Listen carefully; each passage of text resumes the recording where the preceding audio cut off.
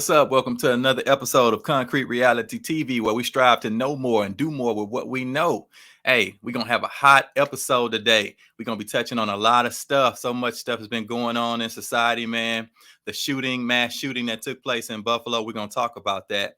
We're also going to discuss some dating things. We're going to talk about some relationships, and we're going to bring in our hosts. Let's start with Cool Cutter. What up, Cutter? Man, you already know amongst those who know better, so we do better. Let's get this thing cracking. Let's get it. All right. And we got something special. Man, we done finally got us a female co-host. I'm sorry, a biological woman, if we say that right, so we don't offend nobody. But she's on point, man. She's a great author. We call her Nikki. You might know her as Nikki the Truth Teller. That's what she calling herself. What's up, Nikki? You know, I just have to put something that's befitting of such a glamorous platform. You see what I'm saying? How you doing, fellas? What's up? What's going on, Nikki? Everything's good. Everything kosher. I'm gonna act like Cutter come on here. All just, you know how we do. You know what I'm saying? Exactly. Saying then we just to promote a little bit, because I wanted to make sure they know about your work. So her full name is Nikki Pickney, and just tell them a little bit about your work so they can go out there and cop some stuff, because we want to rep. Okay. My name is Nikki Pickney. I am an author, speaker, coach. I'm a children's book author, actually, and I help people to realize their dreams of self-publishing. I'm also a mentor, and yeah, I'm looking forward to this to see where it goes. They can find my works on Amazon, and thank you so much. Man, it's an honor to have you join the team. I think we're gonna do some great things. Welcome. And then we got a special guest coming in. He visited us last time on the episode. We got Kurtis. Hey, what's going on, Joe? How's everybody doing this evening? Hey, good? Man, good, how bro? You doing? Oh, man, you know me, lovely as always. Kurtis out of Kansas City, Missouri, man. Oh, okay. KCMO. Well, I guess we're going to go ahead and start on our first topic, man. Everybody's been discussing it, that mass shooting that took place in Buffalo, New York.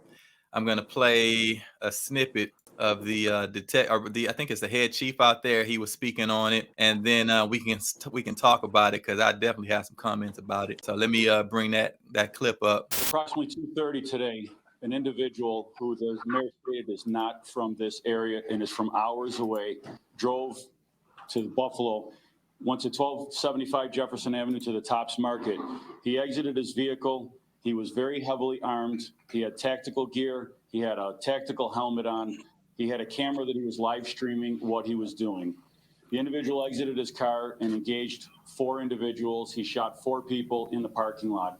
3 of those were deceased. 1 individual surviving the injury.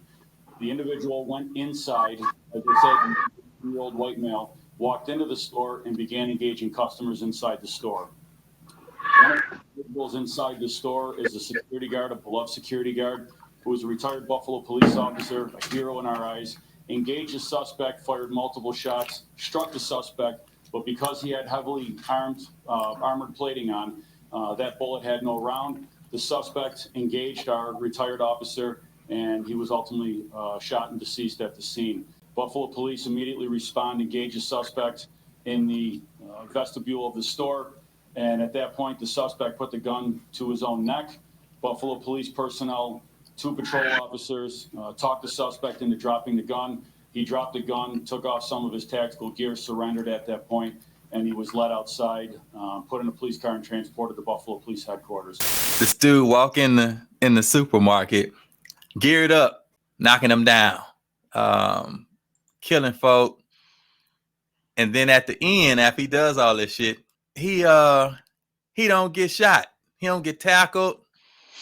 I mean, I'm speechless, because I'm just like, and I'm sure everybody's the same way. We're looking at the pictures. All of these mass shooters arrested. We know about George Floyd. He was unarmed. He was murdered. Heavily armed, arrested. Unarmed, murdered. I mean, arrested. All these dudes, heavily armed, going in, shooting, murdering people. They never get shot in the head, it ain't no stomps. It ain't no, it's amazing how they're able to get away with this. And you can't tell me it's not a some sort of internal biasness that's there based off of same race. I don't know. What do y'all think? Because I'm just shocked. I'm not. I'm not either. I, I've witnessed several shootings, mass shootings, where the individual is escorted out in a police car after they've killed multiple people. If they don't kill themselves, they're 9 times out of 10, if they not, taking the Burger King first, after they done killed a lot of people, or McDonald's, make sure they get them something to eat, and escort them to jail instead of shooting them. I don't get it. I do get it, but I don't get it. It just seems really really odd that this keeps happening, because I'm gonna just be honest. I forgot that we on Concrete Reality TV. If this dude was black, he would have had like 100 bullet holes in him. Let's be Definitely. honest. Let's just keep it 100. Yeah, he definitely would have gotten shot. I think they definitely would have shot him with no hesitancy. And They would have unloaded on this dude if yep. he was black. We know that. This dude goes into a grocery store and just unloads, and he gets to walk out. That's ridiculous. That's how I look at it. It's ridiculous. Don't make no sense. Nikki, what you think about that? Did you keep up with anything that was going on? All of the newscasts that's been talking about this? And this is not the only thing that's happened, but I mean, I don't personally give a whole lot of, because we already know, right? We already know what would have happened, and we already know the true biases that exist in this country. And it's like the conversation needs to shift to what's the solution. You know what I mean? Mm-hmm. And honestly, it that's a real question. That's a real topic that needs to be addressed, and that's what's the solution. Mm-hmm. What's the solution to this? And not just like, let's just not take it and make it an entire conversation about race, but let's talk about gun violence in America, in this country, and what could be done to help with that. How do we hold people accountable? Like, like with the myriad of other problems that exist in the nation, the great nation in which we live.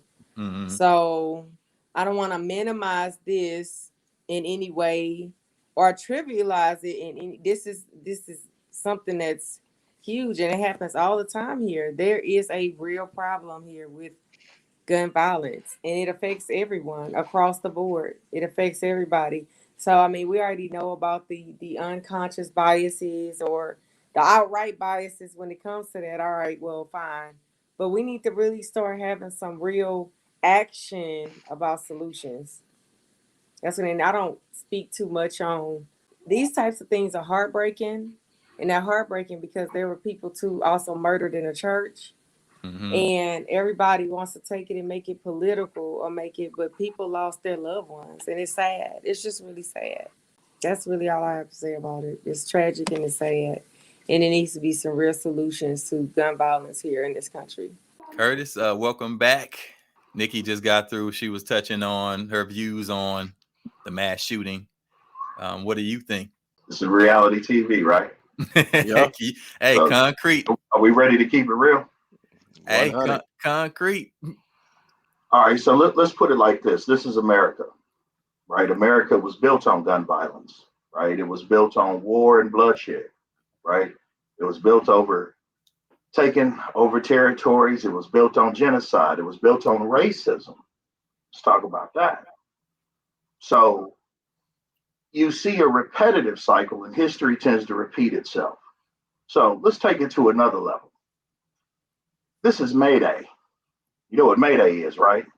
Everybody knows when May Day comes around because this is a part of another ritual of a sacrifice. So we sacrifice masses of people, right? And they do it in their ways, which, that'll be a whole nother topic we can touch on. but this is a part of a bigger plan. So while they keep you distracted and they keep pushing race and all of that stuff, and that man, all that's going to do is keep you in a mindset of a low vibration to where you're not really seeing what's going on globally. May 22nd, that's going to be a prominent date when you go back and you can Google what they're about to do with the World Health Organization, right? So they're not going to talk about that. They're going to put this stuff right here in your face so that you can see and be distracted, because they understand how you use your senses against you, right? They understand through music how they create different types of vibration, right? To keep you in a low frequency. So it's a part of another sacrifice, man. And unfortunately, they've been lynching and killing Black folks for years. So I'm not surprised when you turn on the news and you see another Black man lynched.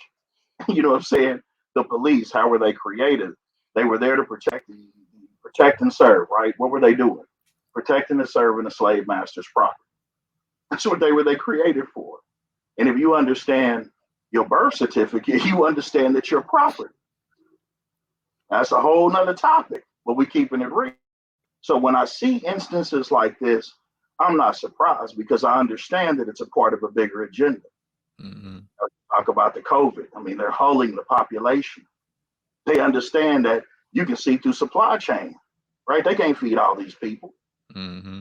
They back up the supply chain to create inflation, because the other part of racism is economics. So into a poor Black community that he could target literally through the zip code, which goes back to the whole thing about the census, which is how they report and keep track of it. Come on, man. See, knowledge is power, and it tells you my people will perish for lack of knowledge. So I'm not going to get caught up in the fluff of what they show you on TV, right? Because that's what they want. Mm-hmm. The other things that are going on behind the scenes. That's my opinion. That's a great take on that, man. You would have hit them with a lot of information. Really?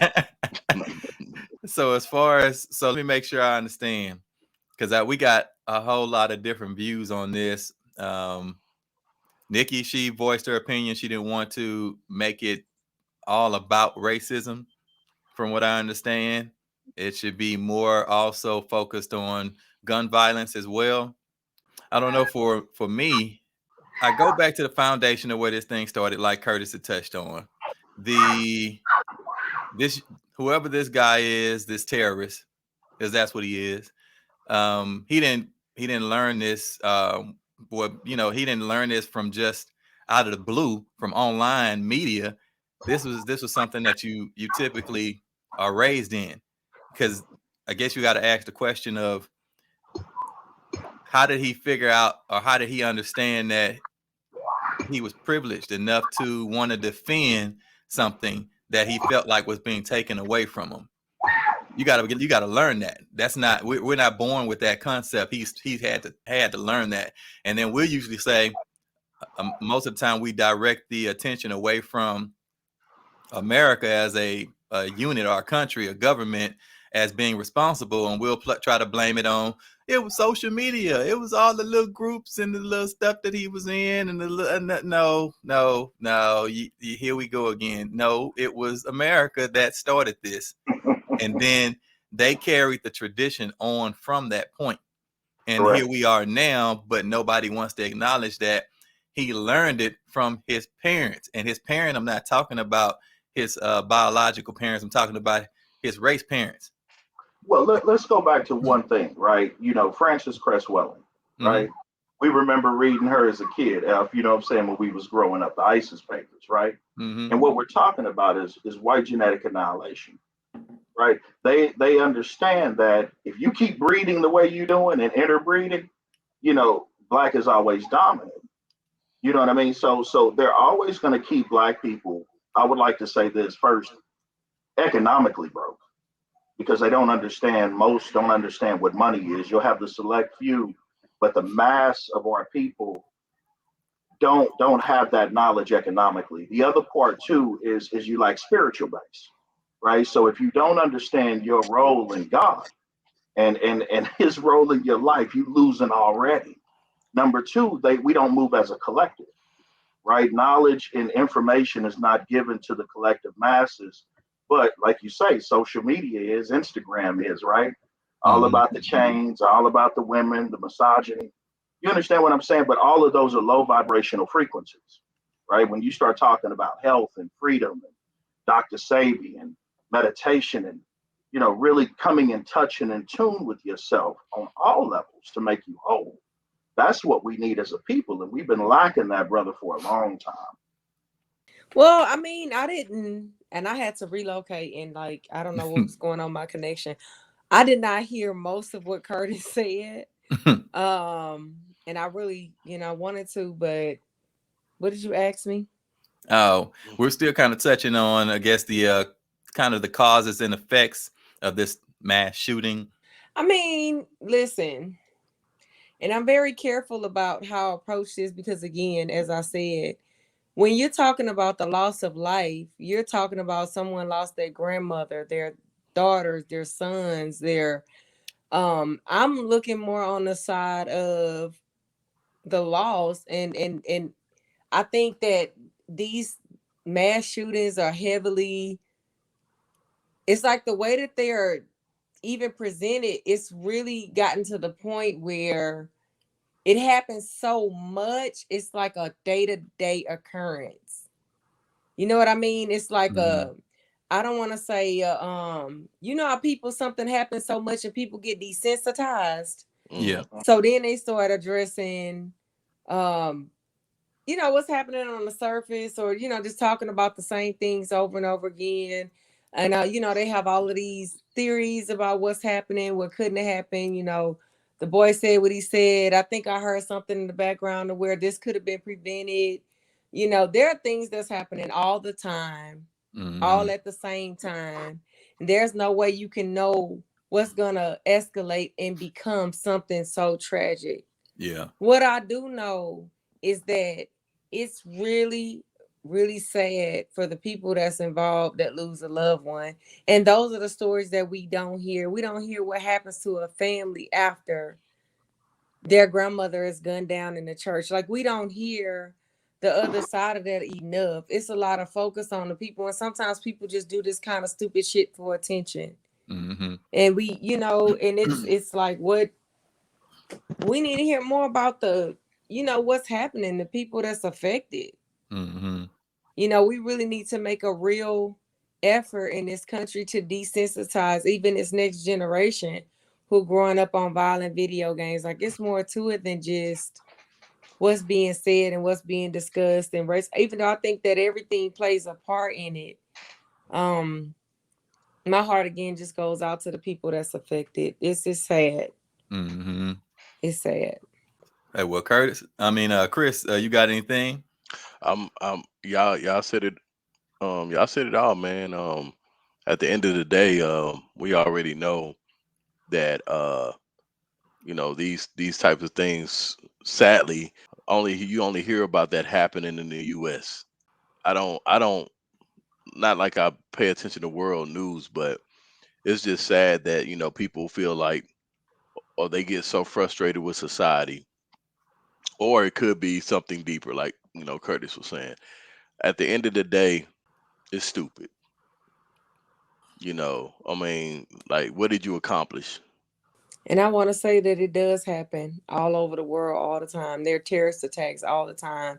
We don't hear about things every day, but I do recall a time when I was hearing about terrorist attacks in airports, and that's why they beefed up security the way they did. We used to hear a lot more about what was happening globally with these types of things and it happens all the time in places that, in countries that get no news coverage, no news media. They only have social media and they put it, but it is something that's happening all the time globally.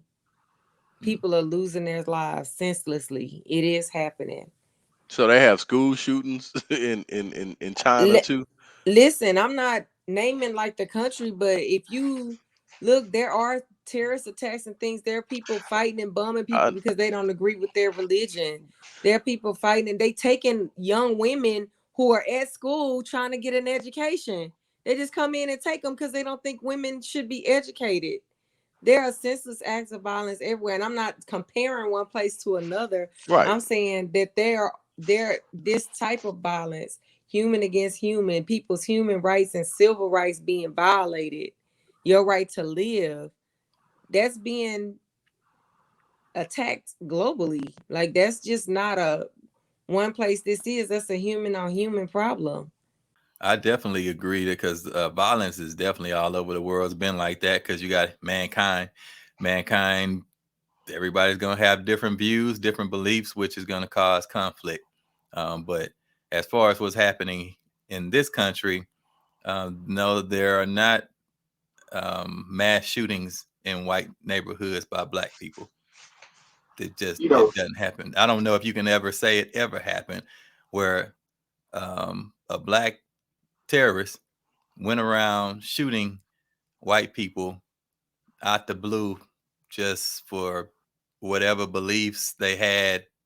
And in this case, it was based off of him trying to justify some sort of white supremacy because he felt like that from what allegedly, this is what we know so far, that he is trying to prevent the disintegration or the reduction of white privilege, white supremacy. And he not gonna be able to do that shooting at a few people in a grocery store. That's not his goal. Is not gonna be accomplished, and that's what they talked about. Like whenever something like this happens, and they want to talk about mental illness and the mental state, and they're not dealing with the root cause or the root problem of the situation. That's why I'm saying it's not enough talk about the solution and what needs to happen in this country. Like the people that's responsible or in power, it's like they put out these news media releases and they harp on the problem, and then they always say it's a mental illness. It was a guy who addressed that too, and they try to say he was 18 and a kid and his brain wasn't. They made up all kind of excuses for him. Bottom line is wrong, and he need to go to jail and stay there. That's period. Well, another question, and I'm sorry to go back to this, but that the question arises of why are these shooters being protected? They're protected when they're apprehended. They're protected in prison. Why? For what? What is going on that is so deep behind closed doors to where these shooters, when they're apprehended, they're protected? Maybe I'm just crazy. Maybe I'm the only one noticing this. You already know the answer to that. I mean, we know the answer. We know our answer to it. We know our answer to it. But at the end of the day, it's frustrating to keep talking about it. Like, why are we spending an hour talking about? We know what it is. We know what the problem is. What can you personally do to make that better? What can you do to control that? Like, why are we talking about it? Say, well, we got to talk about it because it's hot topic. It's a question. You know what I'm saying? Preaching to the choir. That's what I'm saying. It's like, we need to spend our time, like, in our communities. There are things we don't talk about enough. Because we constantly bogged down and played with all of these freaking tragedies. You know what I mean? And like, that's where we stay. That's where our conversation stays. That's where our vibration stays. And it's sad. And we honestly have accepted as a culture. And I'm Black. I grew up here. So I can honestly say, as a culture, we're always faced with tragedy and adversity, and always got to overcome some shit. Like, let's make the conversation loftier. Like, let's, be a part of more upliftment and solutions and do what we can to be positive. Like, we can't even go to church in peace and pray and shit. Somebody come in there gunning you down in church. Did y'all see the people that they murdered like, come on, man. And I really hope they take a cue from the Nation of Islam or some of these other people and start patting people down at the door. Start checking purses, get some medical, protect your own. Well, my question is, why do we have a tendency as a culture to always be reactive? We always react to the situation, right? We're never proactive in creating new solutions. Right. Yeah, get security. You know, like it's like we always like we the vulnerable population, and we're always talking about it, how vulnerable we are, what happens because we're vulnerable. You know, we need to start applying some solutions in certain areas and talk about it. And I do know what you talk like. I didn't hear everything that you said, but I do know that every time we putting stuff in place to where we're not vulnerable, we excelling and we achieving, something happen where the stool, the ladder gets kicked from under us. Yeah, that's what I was gonna piggyback on when you were saying that. That's the first thing I thought about. Because the legacy that we, as far as, it's never been a monolithic we, and we still ain't. There's no we. I mean, it's the only way we're we is because we've been defined as a we, but we've never been a we in unity agreed upon as a group. It's never, because it's impossible that It's you're too gonna be much able to connect. interference. Yeah, that, and then there's no way you're gonna lump a group of people based off of color into a box. It ain't never worked. That's why the box keep busting open, because you ain't supposed to have it in there. That we're not supposed to be in a goddamn box. I think that's the hard part, is that people are, we, as far as what we've been defined as far as racially, anytime success finds us as a group, or it looks like there's a group of us that's succeeding too much, then you have an issue, a tradition of, like you said, take the stool from underneath them because they're trying to compete with us. It's a problem. And then these kids are being raised somehow, some way. I mean, they're getting it from somewhere that's not supposed to happen. These people of color are not supposed to be on the same par as us, as white people. They learning this from somewhere, and they're carrying this tradition. And you got to ask the correct question, like Chris said. Cutter said, "Does it seem like they protected?" Hell yeah, they protected. We can see they protected, but every time, when Nikki said we're trying to come up with a solution, an answer, we're not going to come up with an answer because we ain't the one that created the system. We didn't create the problem. The problem was created by the government, and they have to acknowledge the only way you would actually stop this from happening, you have to eliminate white people, and not white people as a flesh biological creature. I'm talking about the title. Throw it away, blow it up, but you ain't gonna ever blow it up, because you know that it packs an impression in these people's minds that carries privilege. If the moment you take away white privilege is the moment that all hell will take place in this country, because white has to exist, because that's what the country was built on. It was built on whiteness as being a privileged race. If you take whiteness away, you have no privilege. That's what But that's what happens. I'm That's why they're fighting saying. for it. Or what'd you say, That Nikki?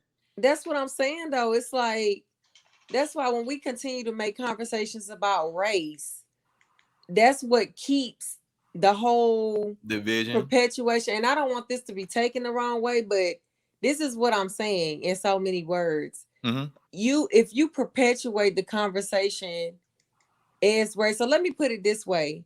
If you take race out of it and show this is somebody's grandmother, what if this was your grandmother? Like some conversations keep being ignored by people that can in positions to do something about it because they don't relate to it. Mm-hmm. It ain't relatable to you. If you can't relate to what's going on because you think that's Johnny and Susu business across the street, then you're gonna continue. Like black people, we've been the underdog, so they hear that, oh man, this is so horrible what's happening to black people, put their goddamn clothes on and go to work. There is no change until you show a real human connection. The truth is that we're all connected. Mm-hmm. Nobody's in a damn box. The trees that's alive, they're alive because they're connected to the ground. The ground is connected to the earth. Everything, all in all, is connected. Everything Mm-hmm. everywhere is connected, and everything affects something some way. So what anybody does or doesn't do affects us all, period, as a human race. So when you That's continue definitely true. to, magnify things, I mean, sometimes things is just done to keep you in that same thinking. Yeah. Man, you gonna be successful unless you black. Then you get so much they're gonna take it out. That's a mindset. Mm-hmm. And I'm not saying it's not true to certain aspects, but I'm saying at some point we're gonna have to really connect the dots and really show what's really happening. So my question is, how? Kill I the mean, white people. I do it every day. I mean, I raise awareness about homelessness, over, I want to say over statistically, the last time I checked, it could have changed, The fastest growing population of homeless people was mothers, single mothers and their children, and most of them look like us. You see what I'm saying? But when I raise awareness about homelessness, I'm talking about everybody across the board, veterans, young people, old people. Most of us 1 to 2 paychecks away from being homeless ourselves. You know, literacy can affect anybody of any color at any time. It's interesting because I've heard that before with the idea that you're kind of promoting, but we ain't there yet, because you can't start unity until everyone agrees that unity needs to exist. Everyone Everybody is don't not gonna agree to ever that. agree on nothing. You Well, never gonna. no, I'm saying that you can't even have that conversation. I have on there preaching to the choir because we are preaching to the choir. Yes, we are. We know what I mean. Like you keep, you reiterate. We know. Yeah, that's the problem. We know, but they don't. They're not a unified understanding of, hey, yeah, it's a problem, because they don't believe that there's a problem. Because if there was a problem, that if they accepted that there was a problem in society, then they would have to look at themselves. And I'm talking about white people as a racial group. I don't necessarily, just like you said, you can't put all black people in the category and in the bucket. You can't do that for white people or Asian people or any people. You can't put everybody, because everybody's mindset is not the same. So it's very hard to identify who you're dealing with, what their mindset is, and then what the underlying belief system is in that mindset. Have you because you mentioned that you can't put everybody in a box. How did you think you became black? First of all, I'm indigenous. Let's my people was already here. What is that? We were No, already on the we're not talking continent. about your ancestry. We're talking about the racial group that you've been I know assigned what to. you're talking about. That was put in place for a reason, and we already know that. That's to Who make put the it into class a place, system. though? You said you couldn't be boxed. You said that. I was repeating what you said. I'm saying, no, you said you couldn't be boxed. I'm asking you, how did you become black if you can't be boxed? How did they become white? Where did this whole racial concept come from if you can't be boxed? Because I wasn't born black. I didn't come in this world black. I was assigned that. I don't agree to any of that, but that's for some reason that it was here when I got here. So how did it get here?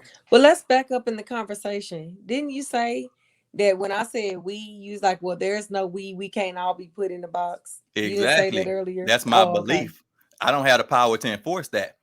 I would love to enforce my beliefs on this. I would love to. Me and you, we could come together and we can unify and say, hey, we're not going to take this shit no more. We ain't going to be. That sound nice in theory, but you have to have the power to back up and enforce what you're talking about. We ain't got that as a group, because again, what are we unifying under if there's no we? How can we come as a we if you say that you're an indigenous? Somebody else say they African. Somebody else say they Hebrew Israelite. Somebody else say that they Muslim. Somebody say that they Moor. So how you gonna unify if we all got different ideas of who we want to be? Well, here let's go back to something else. Well, on many levels, you're talking about eugenics, right? Classification of races, and how they deem that, and that was once again going back to population control, which is where Planned Parenthood was birthed out of, right? Let's just keep it real, all right? So at the end of the day, I'm gonna say this one thing, and I said it before. They love to keep you talking about race. That's their whole goal, right? That's my point. They want you talking about all the injustices. That's why they allow it to be, because they serve as a distraction to give you something to entertain you. Thank right? you. And that's all it's really there for. You know what I mean? So for me, at the end of the day, it doesn't matter whether I'm here in America, whether my brother is white or as we would say, classification Caucasian, whether he's Indian, whether he's more indigenous, it doesn't matter. We're all human beings. And there should be a just a great respect for just human beings, period. But you see, it's not. They over there, look what they're doing right now. They are over there at war in a whole nother country. And everybody around the world can go, oh, that's wrong. That's not right. Now, we know that ethically and morally it's not right, but is anybody stopping it? No. Nope. No. Genocide. You know what I'm saying? It's genocide that's happened all throughout history with many races, Yeah. right? Everybody know it's wrong. Does anybody say or do anything? No, they just talk about it, Yep. right? They was lynching niggas before niggas was niggas, okay? Yeah. And at the end of the day, Jim Crow laws, right, Mhm. turned into what we now call for-profit prisons, right? All they Mhm. did was change the label, and they Yep. keep you talking because about the different labels as they progress them over time. It still stays the same on a streamlined base, Question, right? Curtis. Talk to me. Quick question, because I guess it keeps going back to these pronouns, these abstract ones. They. Who is they? The Let me powers ask that you be. this. Let You me see, ask you that's what I'm this. saying. It's See, always. let me put it like this, man. This is where I say my people will perish for lack of knowledge, right? Mhm. Come At the on, who you day, quoting? My at people the end of the perish day, for watch lack of this. knowledge. After it was Let's sent to talk them, about certain groups that most people won't do research on. Who are the Bilderbergs? What's the Council on Foreign Relations, right? Who are these groups and what do they do economically or globally around the world? Because every part, you got NATO that sits there, right? Who is NATO? What do they do? Who makes the laws for the world? You see, so we can keep it from a state level to a federal level to a United States corporation level, but I'm talking about from a global level because there's an agenda globally that I need to control all these billions and trillions of people around the world. And there is a system set in place to do that. So it don't have nothing to do with white and black. That's only in America. When I go overseas, they don't call me black, they call me American. American. Mhm. and you better know it. And then they So will understand apologize for that the just president. the whole concept of how you identify yourself only comes in America. You understand what I'm saying? There's brothers and sisters that look just like me if I go to London. And guess what? He's British. What do you mean? It's a nationality that they're claiming, and then there's an identity. Let's go back to that. Everybody needs to identify with something because they don't understand who they are from a human perspective. You know what I'm saying? It doesn't matter, man. I ain't calling myself black as a color. It's not a nationality. And we lose as a people right there because we're one of the only ones in America that don't carry a nationality. We carry a crayon. So Yeah. right there, what does that do to you psychologically within your subconscious mind as far as understanding your value and worth of identity? You see, one thing I give to that white boy, and I spent some time up in New York, right? In mid New York, right outside of Syracuse. And I'm driving through this beautiful farmland, right? Now I'm in New York on the border right there. There's Canada if I go to Buffalo, right across the water. I'm riding through, brother, and this is no lie, F. I literally saw a huge barn, and the whole barn was covered with a Confederate flag. Now, my first thought was, now I was expect to see that in the South. Man, I'm in New York. So what it let me know, and I've lived many places, even in LA. LA is so open with their segregation, they call it Chinatown. You know, if you say Inglewood and Compton, that's Negroes. If I go Glendale, they go, oh, that's Armenian.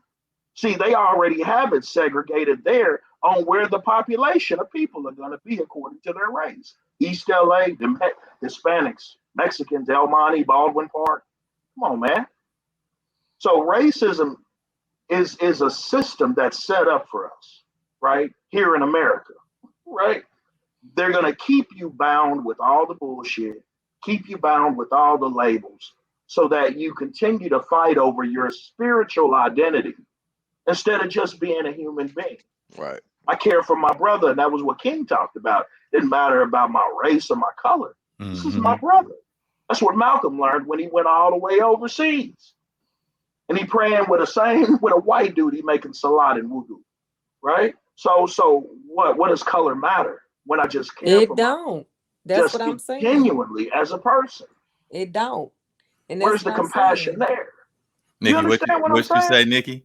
I said that's what I'm saying. It don't. Like it's like it plays a part in, yes, the things that's happening, but like I agree with what he's saying in terms of it being used as a distraction from the larger picture. Like we see all these different things and it's set up by design to make you upset, to keep you trapped up talking about it. You know what I'm saying? Like, we spending hours and hours talking about it, and where does that get you? Like, it's the road that leads to nowhere, because what power do you have to change anything? And honestly, for myself, as a protection for my own mental health, like, I don't get all into the details and want to know all about the shooter and his background and all of that. It's like, man, it's so messed up. And the more and more it just take you down into the slippery dark abyss. Hey, quick question. How long ago did they kill Mike Brown? Oh, How long has that been? Wasn't it about 3 Just years a couple ago? of years ago. 2014. 2014, yeah. 14.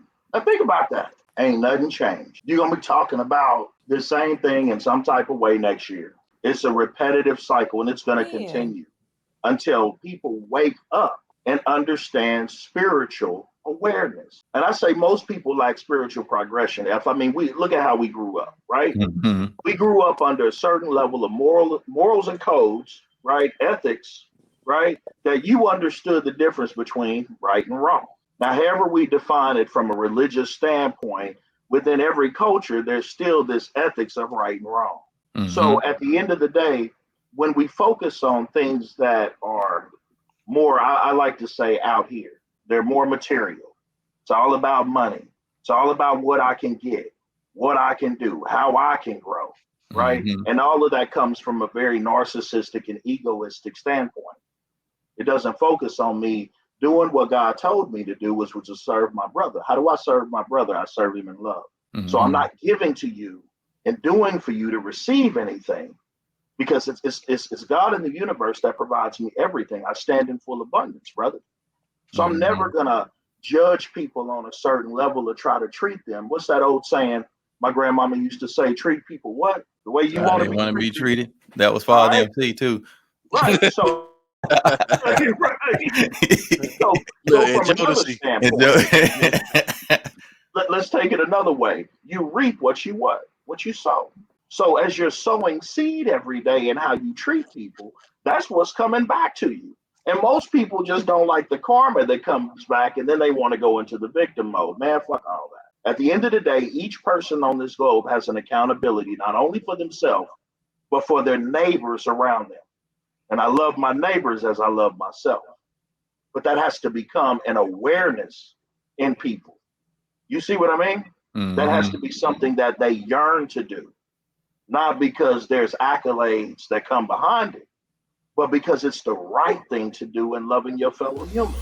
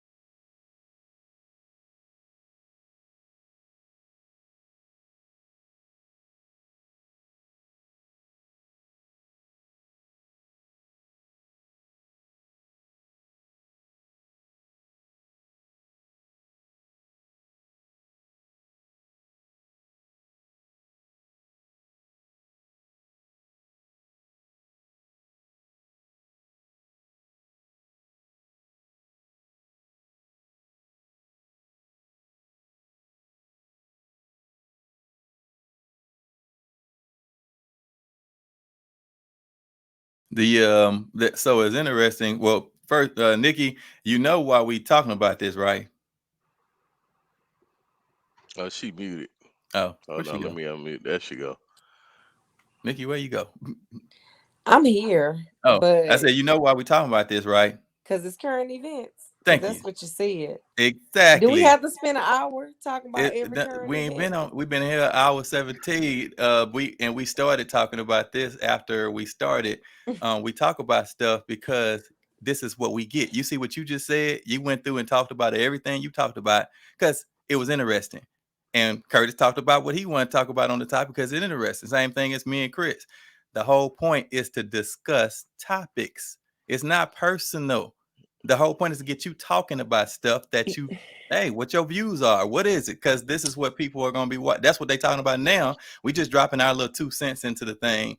This That's is it.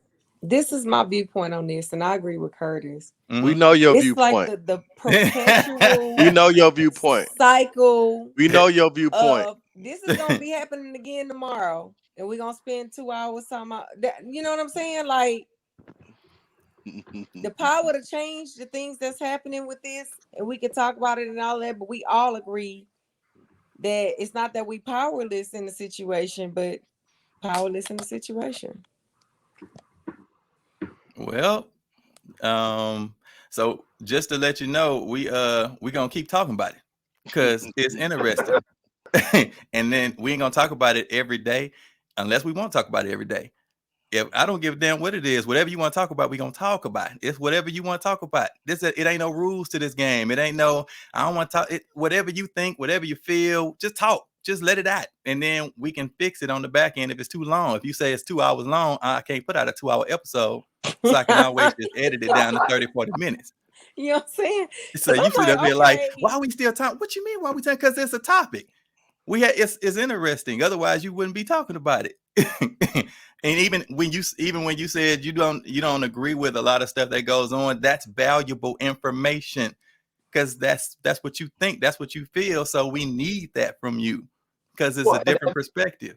and the other part too is that, all around the world there's The- the- different broad streams of how people believe, right? Everybody's got a belief yeah. window that they look out of, right? Mm-hmm. And I don't expect for everybody to agree with me. Truly, I don't, right? My opinion only matters to me. Yep. And it's And valuable. look, Yep. I had to learn that part right there. Don't nobody give a fuck about my opinion. Nope. Nope. Nobody cares about Not what till I you think make and how it. I feel. That's just real, When you right? make The it, only people. person it matters to is me. Yep. Now, if I'm able and I'm blessed to have a platform like this where I can give my little 2 cents, you know what I'm saying? Then that's what I'm gonna give. And I told you last week, it probably ain't even 2 cents. It's like it's depreciating like my dollar right You so now. You know what I mean?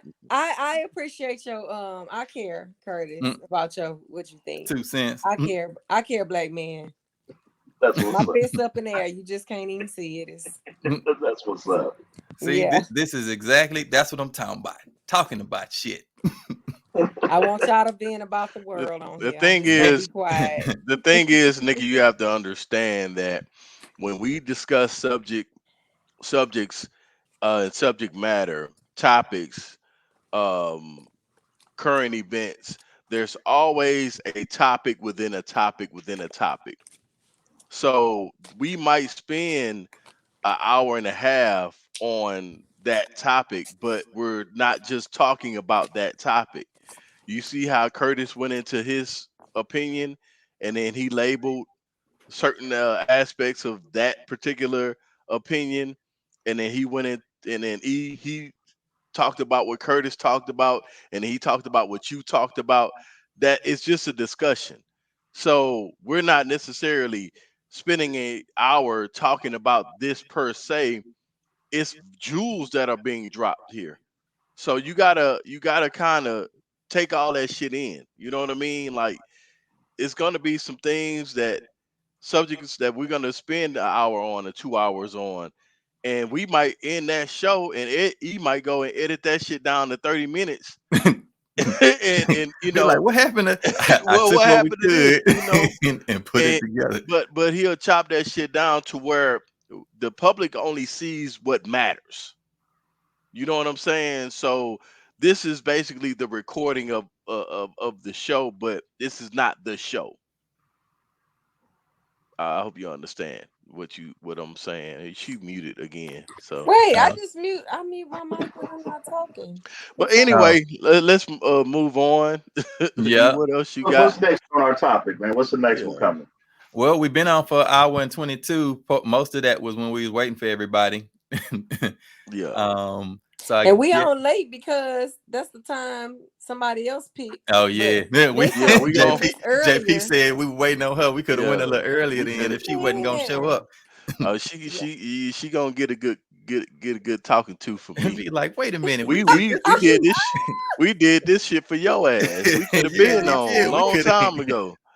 Shit, Yeah, I gotta go to work in the morning. yeah. So we ain't gonna be able to do the what does it take for y'all to love us episode. That's what the hell I thought this was. Me too. Shit. We talking about, look, let me tell y'all something. Mhm.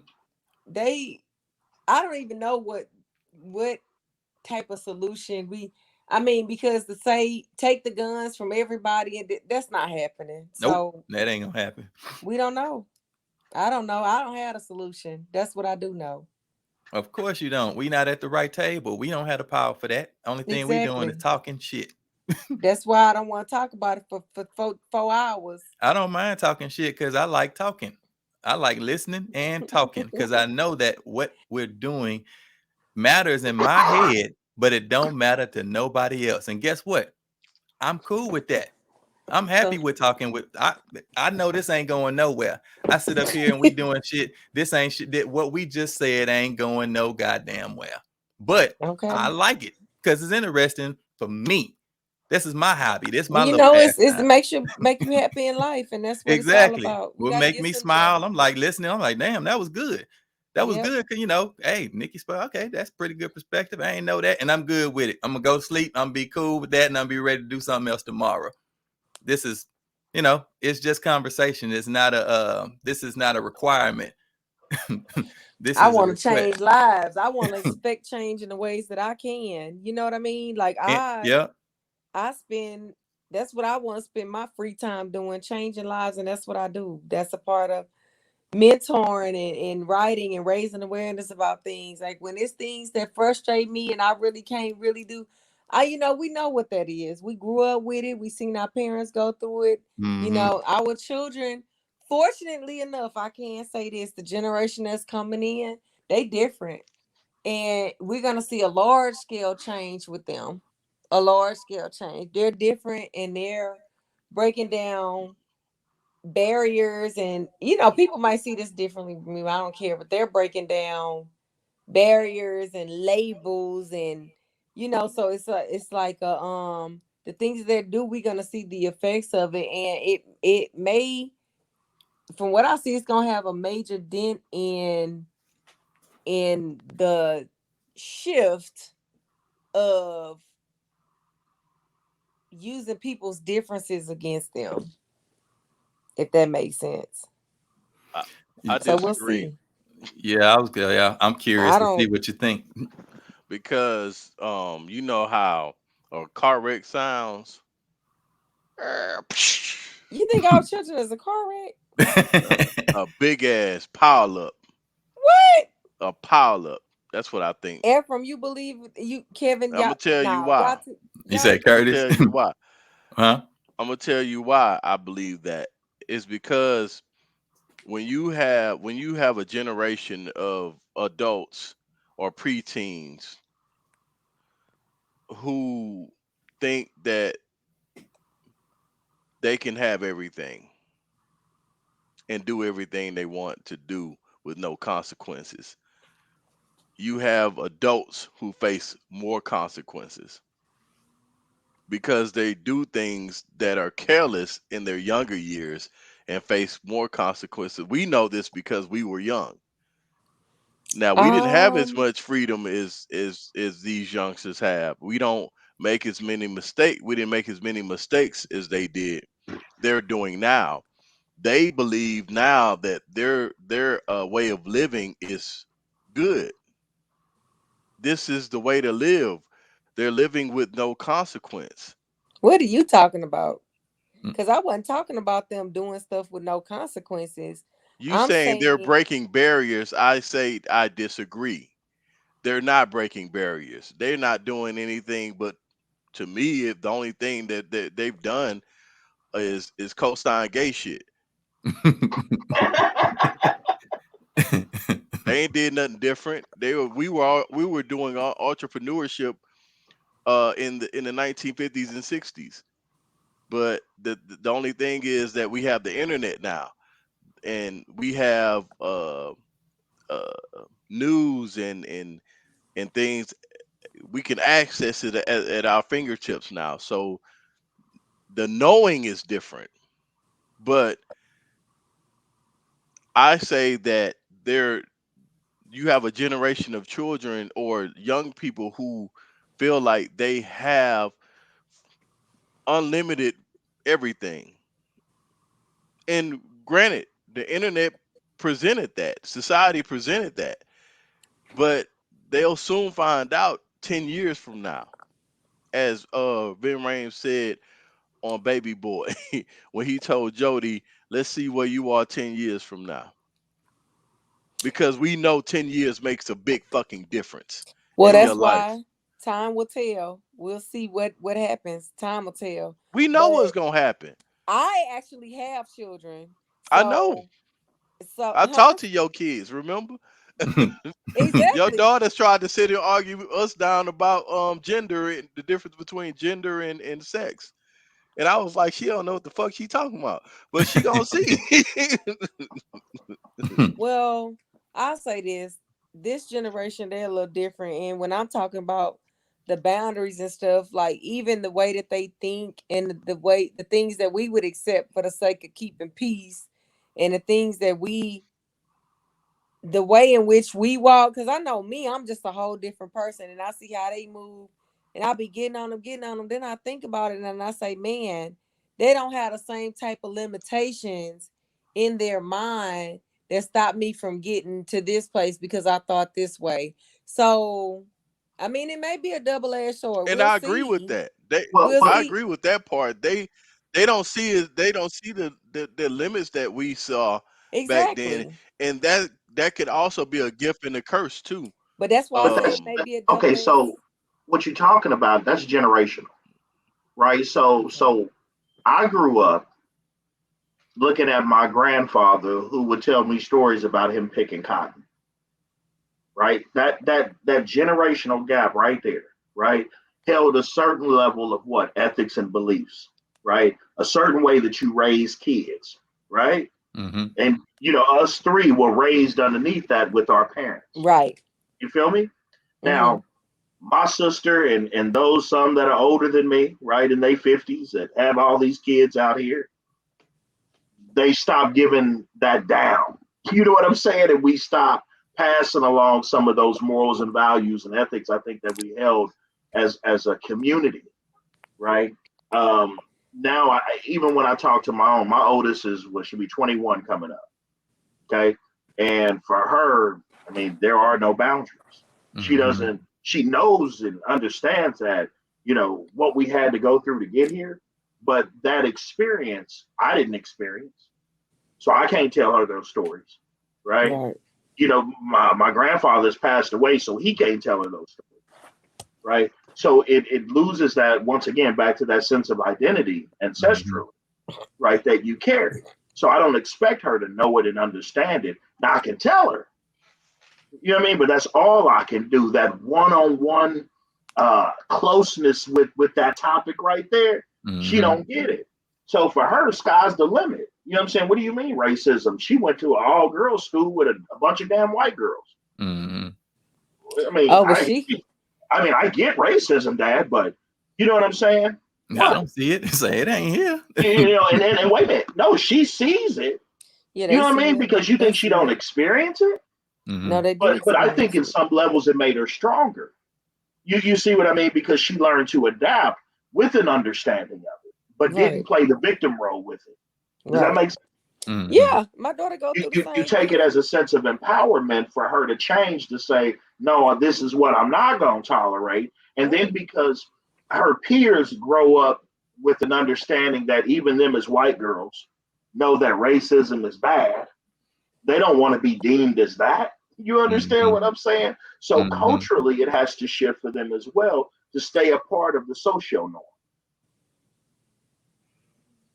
Right. So that's why I'm saying I agree with you, because the things that, you know, might have hurt our feelings or whatever, they be like, nah, that bullshit is unacceptable. You not finna, and then they'll get backed up because nobody wants to be seen as the bigot and the racist and all that.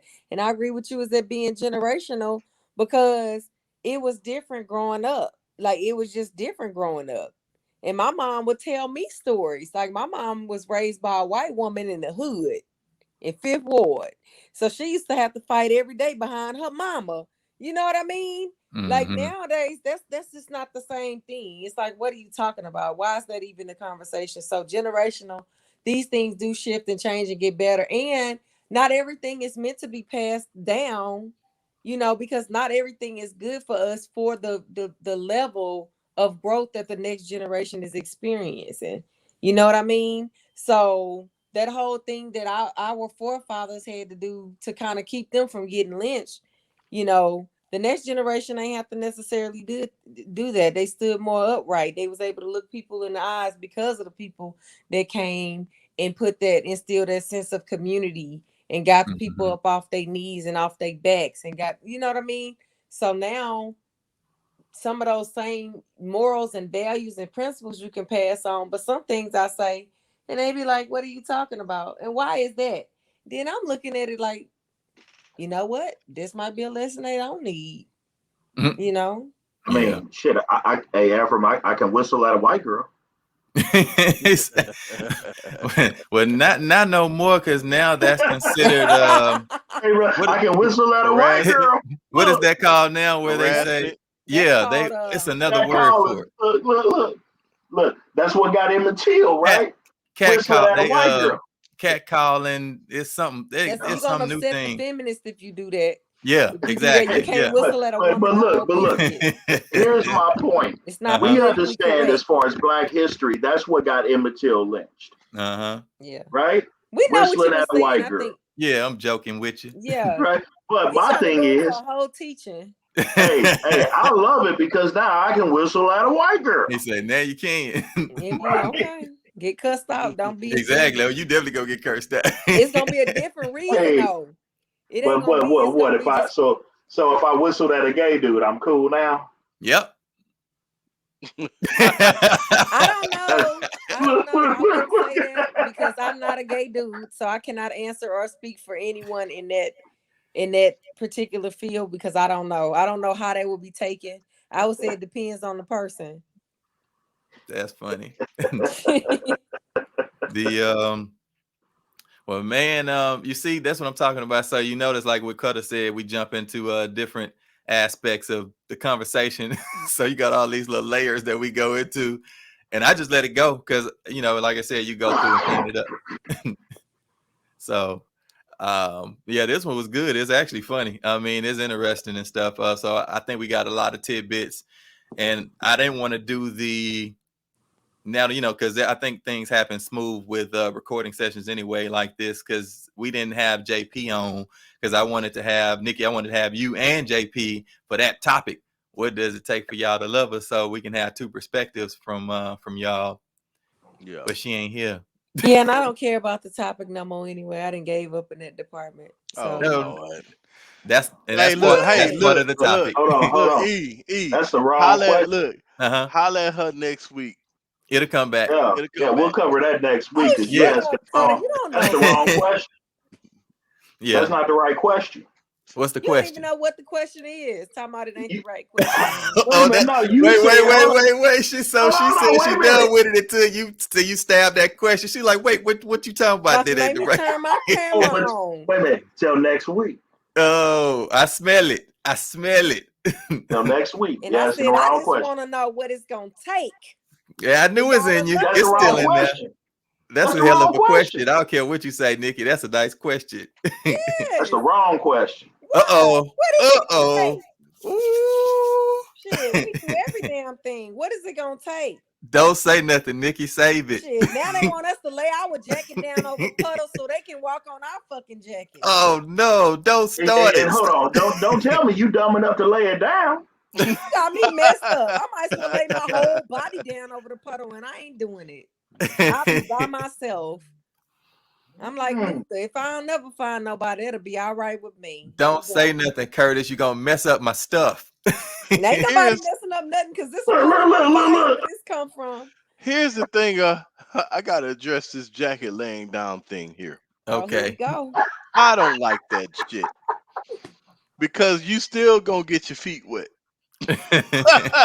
regardless. And then I got a messed up jacket. Right. And I gotta go to the dry cleaners. Like, do you know how narcissistic that statement is? For you, I'm gonna fuck my jacket up so you won't get your punk ass feet wet. What kind do you know that I said that's what men want from women now? Did you not miss that part? Did you hear? Yeah, whatever. Yeah, but that's not real. We know that's not. I'm saying in general, that statement from the get was already flawed. It was already flawed. I agree because I'm the type of woman, if it's raining outside, I'm gonna wear closed toe shoes anyway. So I don't need nobody putting down nothing over no puddle because I ain't gonna be dumb and I'm gonna wear rain boots. So we're not talking about. And then you got to think about it. This is what feminists were protesting. I don't need you to put down a jacket. I can wear rain boots, motherfucker. No, that's not what feminists was protesting. Man, please. Okay? No. They was protesting because they felt like the gestures that men were doing were because they wanted power over them. That's what they were protesting. And you don't agree? I got a friend in Canada. Oh my I'm not saying that I don't agree. I'm simply saying that that's what they were protesting. That it was a strategy for men to do these different gestures so they can maintain the power structure over the woman. Am I lying? I mean, I'm just saying I agree that we don't need certain things from certain people because they take it and use it to their advantage. No, don't do that. Nothing wrong with you, Cutter. Don't do that. The door for don't do that. Don't do that. Say what it is. Don't say certain things from certain people. Let's keep the woman man the woman man subjects. Don't try to switch the verbiage up to soften the blow. No. Let's talk about me and you then. So do you have a problem with this ain't personal. This in general. No, that's how you always doing this general stuff. I'm supposed to be personal because you just sit up there on your throne and want to teach. We don't do personal, and this ain't what this is. This concrete reality TV. So we don't do personal. We don't do personal. We don't do personal. All right. Well, I'm speaking in general. Don't nobody get personal. I'm just saying, this shit gonna be boring and ain't nobody gonna watch it. I'm just saying. Somebody somewhere got to get personal at some point because that's how you connect to people. Cutter. Well, what I guess what's the definition of personal so I can understand what we doing here? What the context is being used. Yeah, what are we talking about personal? Because it's defined by the person that's stating this topic. So what are we saying? Well, that's what I'm saying because I wanted to make a example of let's say me and you going out, friends or not, friends, lovers, whatever. Mm-hmm. Do you see something wrong with you opening the freaking door for me? Because I don't see nothing wrong with that. I can open the door for myself. That's not personal. That's still general. But you wouldn't even let me answer the question because you're such a jackass. I thought it was something. I was like, what? No, she said, let me get personal. What do you take that as? Like, come on. It's like, where we finna go with this? Look, if I was to say, let me get personal, Kurt, what about that time when I was 15 and you had hit me in the back of my head in church? That's personal. No, when I said let me make it personal, I was gonna give an example, and I said, let's go, let's make it me and you. Like I like to give people tangible examples of what I'm talking about so they can picture it in their mind and in their head. Like I said about when people's grandmothers is slain in the middle of the street for no reason. You want to connect to your audience, and I don't do things like sit up and talk at people because nobody's gonna listen to this shit. That shit boring as fuck. You gotta make it to where, all right, Cutter, so me and you that's out the difference. We're not talking. That's not personal. So we now understand what you mean by personal. What I took it as you're going to go at me personally, and whether it's jabs or uppercuts or whatever. At the end of the day, you're making a general statement concerning me. That's not personal. It's still a general statement. You're Well, using me perhaps. as an example. That's not personal. Now, if you talk about our friendship and all that shit, and uh, what I did to you in 1997 or some shit like that, which hypothetically speaking is not true. That's personal. Well, That's what I perhaps mean. you can. Perhaps you can just let me finish next time instead of cutting me off. Then you can see Or where I'm maybe going you with. didn't know your damn Since definitions. since it is that we can edit it. Yeah. Because there's not really, honestly, I mean, just think about it. There's nothing really personal between you and I that I could bring up, because we just barely friends and barely met, even though we went to high school together. We don't even really know each other. We've seen each other like once or twice. So Right. what example am I going to be able to give? We don't even really have And no I just said history. we don't do personal. That's all I But I'm said. We saying, don't. what? I'm done. I'm exhausted. It's 10 o'clock. I got time. This is not it's really not even that deep. I'm simply saying the definition of what was personal was misunderstood. That's all it was. That's because you don't listen. You always so quick to Oh talk my and teach at God. people. Oh my No, I'm God. serious. Like, that's what happens when people not good listeners. See, that's personal. Okay, well, that's what it is. If y'all want me on the show, that's what it's gonna be. You know what I mean? Because I'm gonna keep it real. Like, if I don't even know you, Ephraim, but I'm just saying, if we're out, even you, Kevin, we out somewhere. What's wrong with you? Oh, Why you keep calling that man Kevin? what's his His name? name is Hold on. Curtis. Curtis. Put the names back up there. He said, "Put the names back up." Yeah. Yeah, but what were you saying, Nikki? You I'm said we were saying, out okay, because thanks, Curtis. Yeah, if we out somewhere, are you gonna open the door or not? of course. Yeah. Okay. I don't even remember what the fuck we was talking about, but now he wants you to open the door for them. That's the point. They want you to open the door and let them in and pay their bills and be a sugar mama, and they want to be kept and go to get their hair cut on your dime and pedicures and things is different now. The game has switched up. I'm just saying. Hey, if we were out, if we were So let out, me ask you. Go ahead. Go oh no, ahead. I was just gonna. I said Go ahead. if we were out and then we met up for like coffee or something at Starbucks. Shut up. And then I invite, if I invite a chick out to meet me up there, and then I don't pay for the drinks, and I don't pay for anything that she's buying. I mean that she wants up there. Is that a bad look if I was the one that initiated the outing? And we talking about somebody that's trying to date me. Because this was me and Nikki talking about earlier this weekend. Is that a bad look with that? I have my opinion, so I'm curious to see what y'all think.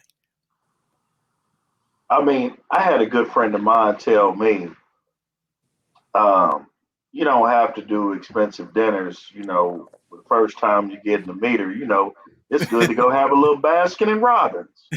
A little ice cream But treat. are you Ice paying at the cream. Baskin and Robbins? That's the question. Oh yeah, but The question would you is, pay if y'all you were meet the at one the that Baskin and Well, Robbins. yeah. extra out? She Yeah, got that's why we going to Baskin and Robbins. She got a See- scoop of ice cream. It's $2. I may not, why I want to spend $100, $200 and I don't even like you when I'm done. Mm-hmm. Because I could I have got that spending $20 at Baskin and Robbins and still don't like your ass. And it's cheaper on my pocket. So Yeah. Nikki had an issue with this guy. I told Wait, her. hold on. No, we're not doing personal. No, Oh, I forgot. no, we're We ain't not doing. doing personal. I didn't know if that was defined No, as we're personal. not doing it, because if I'm not gonna be the only motherfucker on here getting exploited. So if y'all, you gonna edit that out.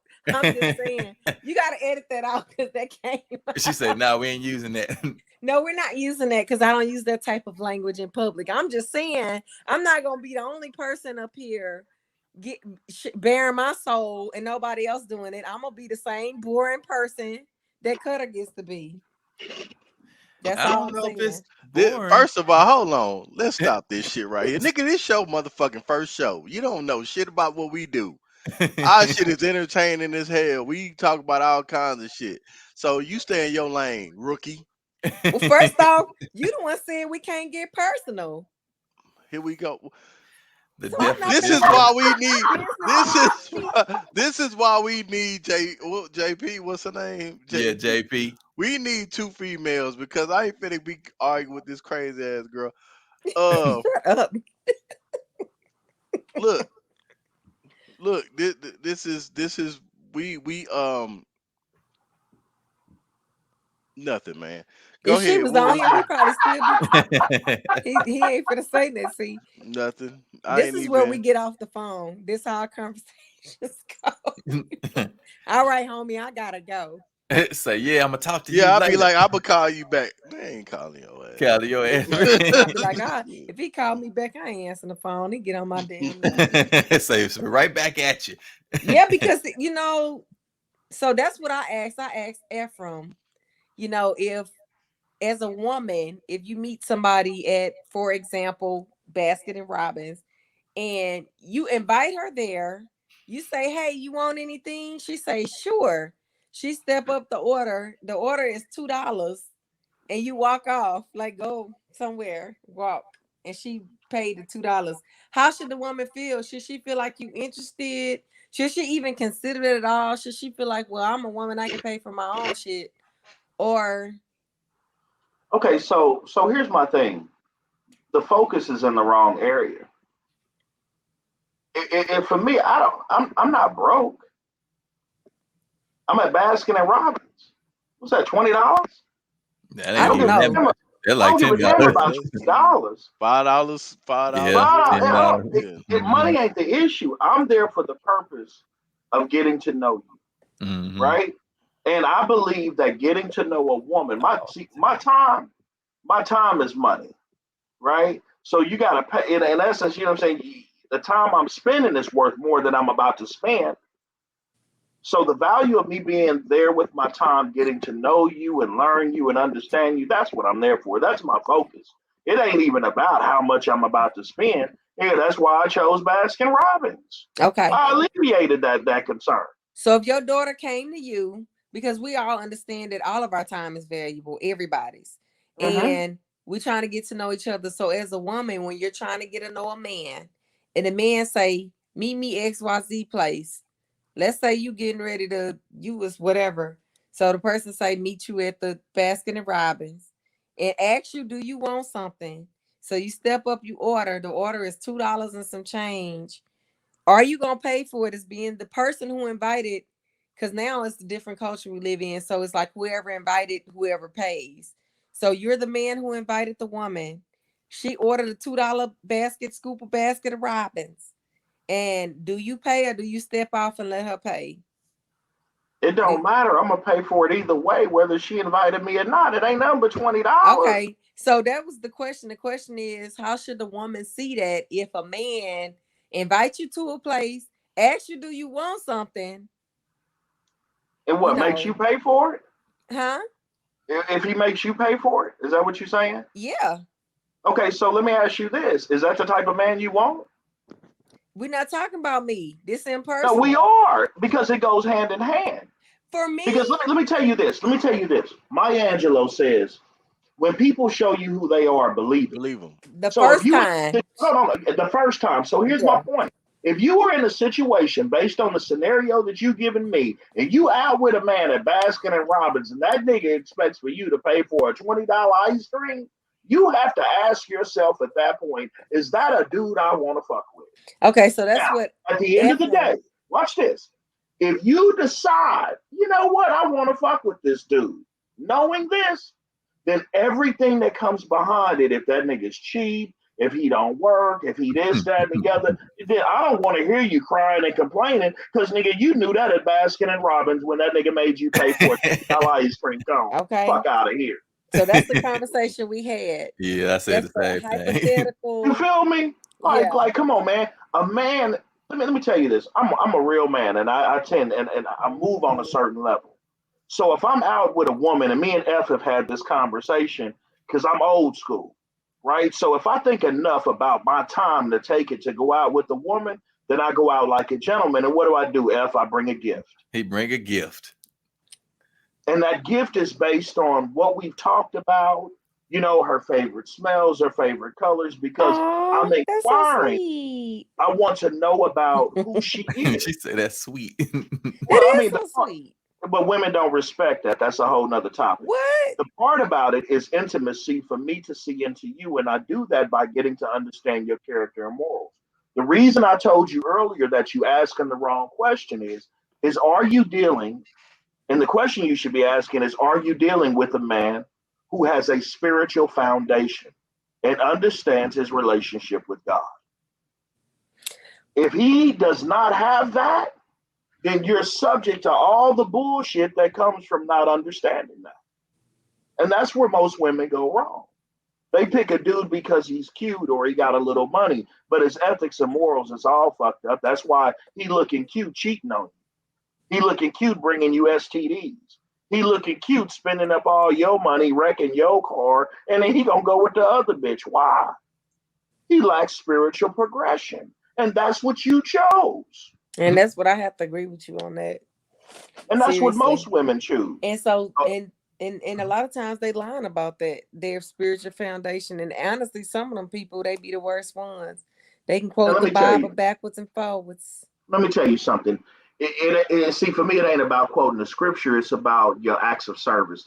That's a part of love languages, right? Right. So as I'm cultivating my love languages, my job and my goal is to serve her, right? And I need to know about her, and I'm taking the time to get to understand what type of woman she is. Now, at the end of the day, most women don't respect the nice guy because they're too used to the toxicity. Right? They've had no. Let me give it to you from a man's point of view. You don't have to agree, but I just want to break this down. And I think Cutter would most definitely agree with this one. Oh no, we can't bring him. No, watch this. I know Chris will agree with this. See, most women have dealt with a toxic ass man most of their life. Toxic ass relationships, abusive relationships. So they don't even really understand what a healthy relationship is. So when you, as a healthy man, come to a woman who's had those experiences, it's foreign to her. She has no idea. She don't know shit about it. So it looks weird. And most of them will run back to the toxicity because that's familiar. The nice guy, no, they don't want that because that's peace. That's love. You don't have drama there, right? I hold my own. I don't need you to pay half my bills. I don't need shit from you. Other than for you to open up and allow you to be the woman in your femininity so that I can understand how to serve you better. Nikki, what you got for that? I mean, that sounds good. You're saying theory. Like, where's the men at the thing? No, seriously, because no, I'm serious. No, and I'm trying to, and I'm saying this because I'm a woman who appreciates the nice guy. I appreciate being loved, and I've always, I have had to accept the fact that moving forward and what I've experienced in dating, that I have experienced being loved, like truly being loved. You know, I have experienced having friendships that evolve, and even though you're not like in a relationship where you're physically intimate with a person, you can still be friends, and that friendship can last for decades. Like I've experienced that. I've been loved. I am loved. I'm still loved. But to find a partner, a true partner for where I am in life, what I want to experience and where I want to go and what I have to offer, people talk a good game all day. But when it comes to the application of certain things, a lot of the times I'll hear you meeting people's representatives, or they got their hands full, they juggling multiple women, they doing this, they doing that, they doing all of this line and all of that, and they all put forth a good, like, this is, I mean, because truly I believe a lot of times this is who people want to be. So that's what they telling you. A lot of times they just telling you what they think you want to hear to get where they want to be with you. But Nikki, let me tell you something from a man's point of view. Because you hit on something.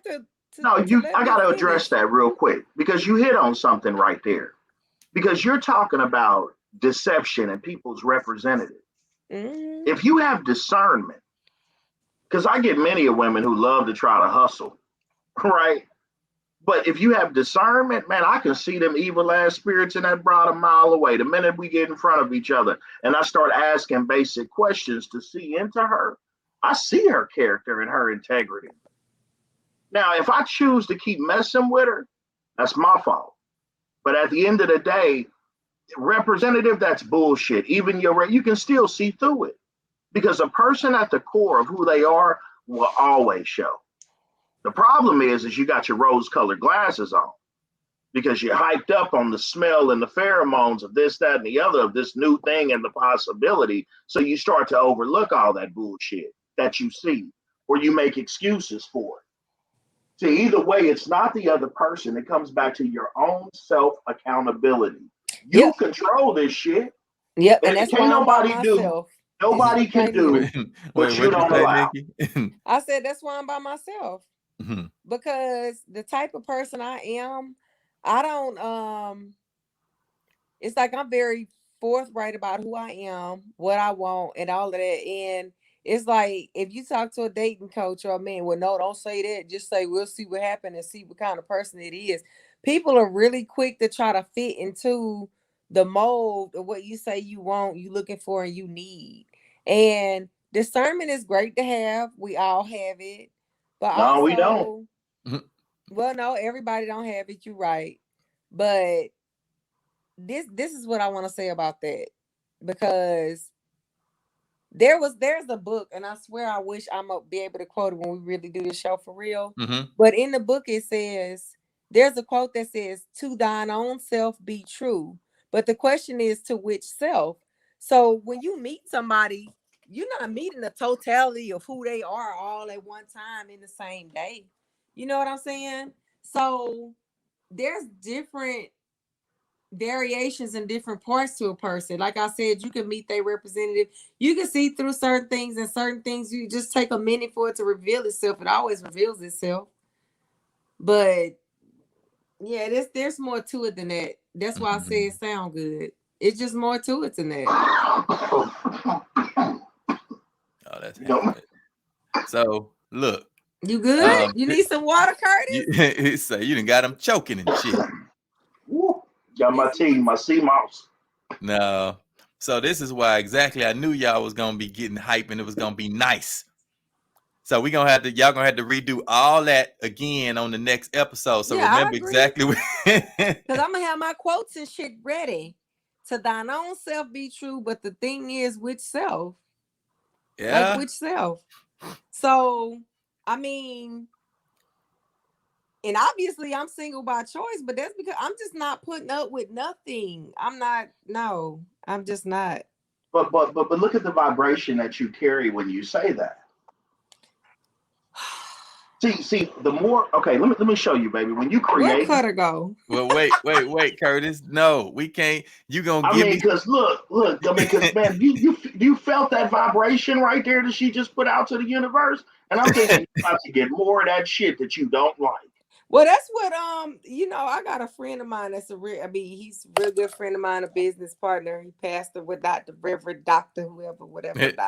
He said that to me. He said, and I think that, and it's true, and this is why I'm by myself, because I know I have to change my thought pattern on what's going on so I don't keep attracting more of the same, because I am almost at that point where I have given up. It's like I am at the point of acceptance that, you know what, girl, you didn't already experience all of that anyway. Don't even worry about it. Move forward and focus on what's important. So I travel the world, and guess who with me? My mini me's. I done took them to several countries. We done been all over this country. I give them experiences. So every weekend I'm out, all right, let's go on the river. I got one of the children with me because I'm happy and I'm fulfilled and I'm a whole person all in and of myself. You understand me? So before I could even open up that door to get involved with anybody else, I'm definitely gonna have to change that mindset, because I swear it's just like some of the experiences that I've had, they've been so bad, it really just make you want to give up. It's like, you know what? I don't even have room for that. But do you understand that that's what you asked for? Well, I understand that in theory, but is anybody really consciously asked for these things? You understand what I'm saying? So it's all Yeah. this where you attract that. I mean, it's No, just so let me. contradictory. But Like Nick, you attract you that. did it. But Nikki, you did it when you made the choice. You were conscious of it when you made the choice. What? Because you didn't like the outcome. Now comes the judgment. Either way, this is what you asked for. Every experience that you don't like, you have to be accountable for yourself. Well, I am accountable. That's why I'm by myself. No, but that's not. But wait a minute. Wait a minute. Listen to the vibration you carry with that one. Saying. I'm accountable. That's why I'm by myself. Oh, woe is me, like I'm a victim. No, Like I'm not no victim. I'm conscious. But wait a minute. That's why you by yourself. That's why we need another woman on here. See, y'all, you niggas. No. What I'm saying is change your mindset. Y'all not gonna do. You said what? I'm saying change your mindset. You change your mindset, you shift your vibration, you shift your paradigm. Reality is not outside of you, it's in your head. And your senses are only there to give you that connection to this so-called third dimensional realm, right? But everything is still interpreted in your mind and in your heart. So every experience that you don't like, you asked for it. You made the choice. So let me ask you this, go Kurtis. ahead. So are you married or single? Oh, baby, let me tell you, I've had 2 ex-wives and a baby mama, and I am currently single. Okay. So what you're saying to me about these being things, okay, let me ask you this. So your current marital status and where you are and applying all of the things that you're saying to me in terms of taking accountability and taking responsibility for where you are right now with this, like, are you in agreement that these are experiences that you attracted to yourself? Oh, most definitely. So do you want to be single now? No, I do not. But then again, I'm really not single. Because here's the thing, I create a different way. I feel her with me every day, even though I don't know where she's coming from. And see, I don't. That shit's so deep. Hold on, I gotta. Wait, who you say that? What you say? You waiting on who? So even though, so I feel her every day, even though she's not with me, right? And the reason for that is she doesn't have to be with me and appear into the known for me to be able to be connected to her. See, I don't stand in lack and limitation. I stand in abundance. So for me to believe that I don't have her means that I'm lacking something. I'm not lacking anything. Just because she's not here, I already have her. I'm just waiting for it to unfold. That sounds good in theory. In theory. But wait a minute. No, but it's from stop. Wait. Let me just check you on something. As a man remember, thinking. you said it. I'm just piggybacking what you said. You said it's all based inside of your head. That's correct. So that which is in your head does not impact anyone else. Only you. Only you can't me. do anything to me. You can't do anything to Nikki or Chris. You can't do anything to anyone because your thoughts can't escape what's inside of your head. They're locked in here.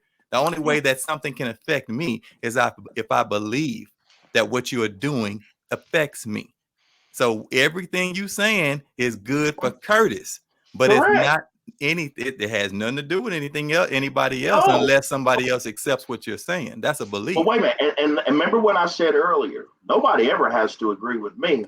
It only matters to me, right? But for me, this is how I create, right? Because so as a man thinketh in his heart, so he is, right? So I guess the issue though with that is just it's a cycle of belief, because what ends up happening is that you will constantly change and manipulate the game because you're the sovereign entity inside of yourself. There's nothing that's going to change, Kurtis, because just what you just said, it's my opinion. Oh, we know it's your opinion because you ain't got no choice.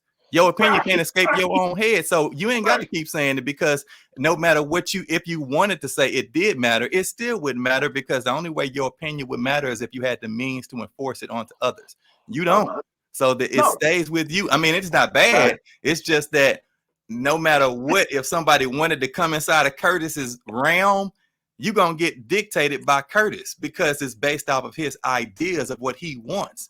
So that's a scary place to be if I would want to actually deal with Kurtis inside of your head, because I know at any moment your emotions are tied to your reactions. So if I piss Kurtis off, can I trust your entity inside of your head that whoever that is in there, that they're going to be fair? They're going to actually deny their emotions and say, hey, E, I'm going to take care of you inside of this realm. No, you not. You're going to fuck me over because you're going to protect yourself first. I just don't. I mean, I can't trust See, you you know like what, that. Cutter? This But is that why would go I like back to your your belief. Exactly. I don't trust you. I got to make sure I cover myself because I can't trust anyone's belief. We need something that's going to hold you accountable and me accountable that's absent of ourselves. That's why that's the whole point of contracts and marriage in the first place, because it tries to keep you honest. Now, I agree with you, and I'm not disagreeing. I totally agree with you 100%. I want to go and add a little bit to it. Okay, but go ahead. So it's through the interaction, right? The interaction that we start building the trust. It's through the interaction that we build the understanding. It's through the interaction, right, that we build the warmth and all the things that come along with a healthy relationship, if we're on the same level and we're carrying the same ethics, morals, and values. You see what I'm saying? And in turn, when you're looking for a partner, which is what we're talking about, for me, and Nikki asked me a question. Yeah, I'm single, and yeah, okay, it doesn't bother me because I love myself. I've taken the time to develop me and be the best version of me for when she comes, right? So in turn, I work on myself every day. I work on me mentally, emotionally, financially, so that not only do I get the best part of me, she gets that as well. I feel like people What say you got, that, Nikki? but I'm gonna be honest. I feel like we're always working ourselves every day, whether we're in a relationship or not, because the work don't stop. So now I'm in a relationship, so now I have arrived. If you're a good and decent human being, you're gonna be working on yourself all the day, all the time. People are always growing, and even sometimes in partnerships, you grow together, and sometimes you grow apart. But growth is just a part of the human experience. So I think a lot of times people use that as an excuse to stay single or to be players or whatever they doing. Not you, Kurtis. I'm just saying. She said, "Not you, Kurtis." Because I'm working on myself and I don't need no woman right now. And I'm his name is Kevin, not Kurtis. Kevin. You gonna try to trick her now? His name Kenneth. Well, first of all, the names is up now, so I can give you the name Kurtis. Yes, but like I'm always working on myself. I'm gonna be working on myself and be working to be the best version of myself, whether I'm in a relationship or not. Because at the end of the day, I have children, and I'm the all you can do is be the best version of yourself, because you being an example for them, whether you want to or not, whether they follow your lead or not. But are you doing that for yourself, or are you doing it for your future husband? Me, I do the shit for myself. That's. I mean, I'm just saying. That's what I think you should be doing it. Yeah, But Kurtis, I understand you doing yours for you and your future wife again. Because you give from your overflow, right? So I've got to be full as a man in my relationship with God in every part of my life, and what she gets is all the blessings of my overflow. That's why I don't need her for nothing. In the sense of working for me monetarily, like most dudes think. She got to go half on the rent. Man, what? God told me to tend to my garden. What you think I'm going to do? I'm going to tend to my garden. And he gave me that task before she even came along. So as a man, that's a part of you providing that security, which is what a lot of women look for. See, I don't speak these things, Ephraim, because they're an ideology. 2 ex-wives and a baby mama and a couple of serious relationships taught me a lot of hard ass lessons. And it's everybody don't need to be married. Man, no. Oh, they say that. That's what no. And the other part too is, and here's the thing. I didn't understand one thing, and I think that was picking the person that's equally yoked to me. There was nothing wrong with the women that I had. They are beautiful women. They are super smart, super gorgeous, amazing women, amazing mothers, right? Got much respect. Even though they hate my guts, I got much respect for them. Will never take anything away from them. I appreciate the time that I had with them because it's a part of what made me the man that I am today. Those many lessons I had to learn. right? I appreciate you being open and transparent and personal, and being able to relate and connect with the audience and with us. I mean, I just appreciate you saying that, and it's real. Like, that was real.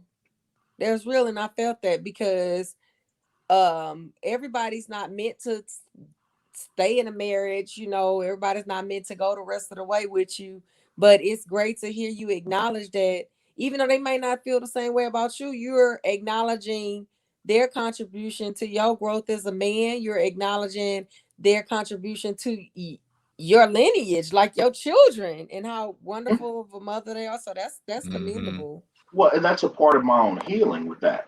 Yeah. You know what I mean? Because me walking around carrying the burden of something that happened in the past, and let me back up. Most people, back to what we talked about, F in their head. Most people are either in a past that's gone, or they're Yep. in a future that hasn't come yet. So if you ever analyze your thought process, you thinking about the past or you thinking about the future. And when you think about the past, you reminisce on the emotions of it, which brings it into your moment right now, right? And then you start making your decisions based off of these past feelings that you feeling in this moment, which is how most people relive the experience. The future brings you anxiety. Well, what if, and what's going to happen? And I don't know. And maybe so. And are they going to like me? And am I going to get the job? And did it, man, fuck all that. That's anxiety. That shit ain't even came yet. The only thing that you have is right now in this moment. Yep. And this is the moment that's important. This is the moment where you have power to make a what? A choice. So if you don't like your life, I mean, in every moment, you got a choice. You know what I'm saying? No, But that's true. most people want to go back into this victim mode like they're powerless, right? And they have no power. And oh, woe is me. And look at what they did to me. And look at how they talk and shit. Man, I don't give a fuck. You made a choice to fuck with them. What you think? Oh, expectation. Oh, you expected for them to be something different. That was in your own world. Once again, it only mattered to you. See, we back to that again. And that expectation is what kills the reality with most people in relationships, because you were looking at that motherfucker through rose-colored glasses instead of looking at them at their core of who they are. What is their integrity? What is their character, brother? And what are their morals? And then when you don't get that shit and you wondering why she a hoe and she running around sleeping with this guy, that guy, or you done caught her here and there, but you knew that. Because she was doing that with you when she was with her other dude. Oh, but you thought you was going to be But Kurtis, I guess isn't, because I don't want to, again, we definitely touching on this next time or next Monday, because it's this, like I said, this, you got some meat on this bone. We got some meat on this thing. So oh man, you can chop it all the way down. Yeah, this is nice, but like I said, you got everybody's different perspectives on this. I guess what I will say is that it's complicated because it's easier to use the extremes. He cheated, she cheated, and da da da da, and da da da da, and they used to beat on me. Those not the norms. But why? No, I'm saying the norms is the communication part that you can't Correct. express right now. Because right now you can give those examples because they're easy. You can use those extremes, but relationships aren't based off of those. Where relationships are based off of those little bitty things, tidbits here and there that turn into something bigger, and it ain't even got nothing to do with the cheating. It's the communication issues, the grudges, yes, sir. Or all of that. Catching people in lies, but giving them the benefit of the doubt. Well, maybe they is taking it, but you done been lied to, so you don't know if you tripping. Like, damn, am I tripping because I've been lied to, or this nigga really lying, or there's nuances to it. It's not a one size fits all when it comes to two people relating to each other. And now, but let me tell you one thing that does that for me is universal all the way around. Is in those examples, right? Those little tidbits, they're showing you who they are. Bottom line. Now, in each moment, you can make a choice. Bottom line. It's not complicated. Are they It's showing just you that. who you are? They because that would be Wait a minute. Wait. Let me assuming tell that they you. were bad or good. Yeah, No, Ephraim, I agree with you. but Or it's showing you who you are. Yeah, thank you. bingo. That's my other showing. It's a reflection of Because yourself. So it's sometimes it's like, Come on, man, rude. because They you brought ain't that did to you. You nothing. attracted it. But that's why I say at every moment you got a choice. You're not without a choice in it. It's 11 o'clock, y'all. yeah, it is. Yeah. Yeah, I told you, I I was knew it gonna was gonna be say. some meat on here. That's why I said no, don't do it. Coulda got a drive tomorrow. I work from Yeah, we home, finna so go I on and roll get out off, of bed and man. go to the So computer. next Monday, Curtis, you coming back Bro, next Monday? come on, man, have me back. Are you I coming love back? being here. Look, I Are your love being eyes here. blue? Yes. No, them contacts, man. He been wearing them since we was 15, dog. Them not your damn eyes, and I'm tired of you wearing them damn contacts. They not yours. Okay. Nah, them From his looking eyes. in this light, I couldn't tell if it was the light reflecting on his eyes from the screen and he got on a blue shirt or if his eyes was blue. Yeah, they're blue. Okay. Yep. Yeah. That's how he used to get all the girls back in Man, the we day. use you bring Curtis along, man. You know you gonna get some play when you bring Curtis. Yep. You see Thank how you, they Curtis. use look, look. Hey, but you know what? And I'll leave it at this, man. Yeah, they may attract a lot of women, right? But I'm trying to find one that'll stay. Hmm. You Bottom need to line. evaluate why you can't keep nobody. It's easier Uh, for a man. Oh, there she go. It's Oh easier no, for Look, a I'm yeah. man. finna go. No, Look, no, I'm there going. Next To, she week. go. I'm going to bed. I'm Yeah, going look, to sleep. next Monday we gonna start. We gonna same time. We'll try Cause to I do let y'all. No, I let y'all go, and I ain't say nothing. So I'm it. finna tell. Man, I can't I already wait. know, Cutter. I was like, Cutter ain't say shit. I'm I'm surprised. just taking it all in. I'm like, okay, y'all keep You on. know he Yep. always got something to say. I already know. So next Monday, are we doing everybody free for about the same time, or y'all want to go a little Yeah, early, but 8? Got it. Hey, let's because go JP said she 7:38. wasn't gonna be not this today. She said she wasn't available this time, but Okay. she might be here next Monday. I don't know, but I got a female friend. I had one of my female friends I talked to this morning was telling her about it. Cause she Okay. don't have me on her podcast. We might could get her because she Okay. about to be single. Her man tripping, so maybe she could get on here and talk about that. All right. Well, we like JP though. Like JP she was cool. We love JP. She I like Balanced. her. Yeah, she was very balanced. She was intelligent. So I mean, even though if she's not able to make every podcast, just let her know that she has an open invite. That's So what's up. whenever she because I know she got kids and whatever else she got going on, everybody got their own Mm-hmm. personal lives. Mm-hmm. But if they can make it, like shit, some days I might not be here. Depending on, I might be calling in from my hotel room if I'm out of town or some shit. Okay. So it really just depends. But we gonna keep it going, y'all. All right. So next Monday, let's try to do about 7:45, 8. If everybody cool, Kurt, you in? You know it. I'm with you. Nikki, you gonna be free? Sure. All right, and then we'll touch on this, and then we can work from there. If y'all got any topics, like I said, make sure you shoot them. Just put them in, shoot them to me, and then we'll incorporate them. Bet you got it.